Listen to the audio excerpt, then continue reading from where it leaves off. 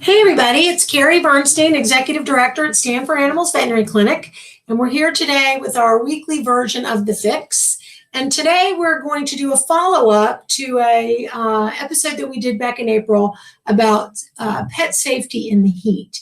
And we've actually linked below the version that we did back in April, which was the original one, where we were giving you some advice and some tips about how to manage the heat. And the reason that we decided to do another episode, sort of a part two, is because the weather has just been so ridiculous lately, and we feel like we just need to continue to remind everybody about what needs to happen when it's this hot outside. So we're going to do a little repeat of some of what we talked about before, and we're going to bring forward a little more information about the precautions that you need to take to make sure that your dog is staying safe when the temperature is over, 100 degrees. So obviously, first and foremost, what we want you to remember is that you really can't leave your dog outside for a very long period of time when it's this hot, and they really have got to have water available to them at all times.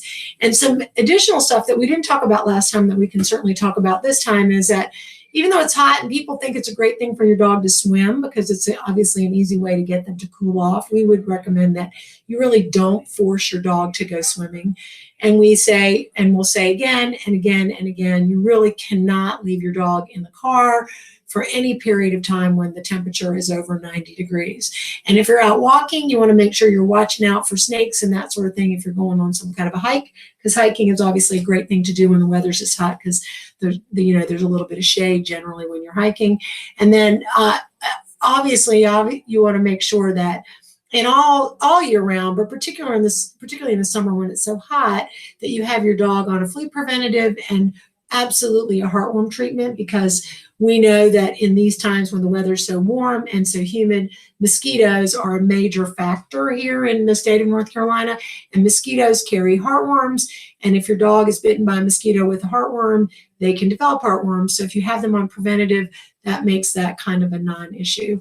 And obviously you want to make sure that your dog isn't allergic to anything that they're going to encounter when they go on their way. So that's some new stuff that we thought we'd bring to you today. And then we want to just go back and review some of the things we said before. And this is my personal thing, and I own my own personal whatever, but I run. I don't run a lot, but I do run, and I continue to be outside running and see people running with their dogs and riding their bicycle with their dog running by their side at 4 o'clock in the afternoon when my thermostat on my car is reading 97 degrees.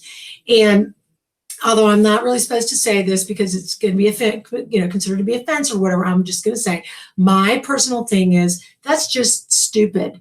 If you go outside and you're having a hard time catching your breath, your dog is having an even harder time. The minute the temperature gets over a certain degree, you put on shorts and a shirt. Well, your dog can't take their fur off, and you can cool your body by sweating. And the only way your dog is going to cool off is by panting. And so when the temperature gets over a certain number, there's just no safe way for you to be outside running with your dog. So if you want to run with your dog, and I'm not saying that's not a great activity to do, absolutely run with your dog. Just be smart when you do it. Do it first thing in the morning before the temperature has gotten so hot. Do it in the evening around dusk or when the sun has just gone down, so it's a little bit cooler outside. And that way you're not putting your pet at risk. So we've had people ask us about what the right temperature is, and what I would say is it's a common sense decision. But if you're out and you're feeling hot, your dog is also getting hot, and you don't want to take any chances with your dog getting heat stroke. And that's basically what happens. If your dog gets overheated, they can get heat stroke. And the symptoms of that are panting, lethargy, lack of appetite, et cetera, et cetera. And I can just tell you, as for me, I took my older dog Hazel out for a walk back in June, and we walked in the morning, but it was still pretty hot by the point we went out, and she's older, and we got home. It took her 48 hours to get herself back sort of situated in her normal way because it was just too hot for her. So if you want to run, like we say, go for it. Just do it in the morning or do it in the evening. You don't have to necessarily run your dog to give your dog exercise. There are other things that you can do. You can blow up a baby pool in your backyard and fill that with water and let your dog kind of play around in that. That's a good way to get them some exercise. You can put out a sprinkler that they can play in, which keeps them active, but also gives them the chance to stay cool. There are all kinds of products that you can buy, which we'll put links below this that provide easy ways to get them water. I like to freeze chicken broth and give it to my dogs after they've been out because it's an easy, quick way to get them cooled off. And obviously last, but what I consider also, important is that you can give your dogs mental exercise by giving them stuff to do when they're in your house. So a food puzzle, some kind of a bone to chew on, or a game, or you can play tug of war with them inside, or hide and seek. I mean, there are lots of things you can do that give your dog exercise that don't require you to be outside running down the street when it's 97 degrees and you can't breathe.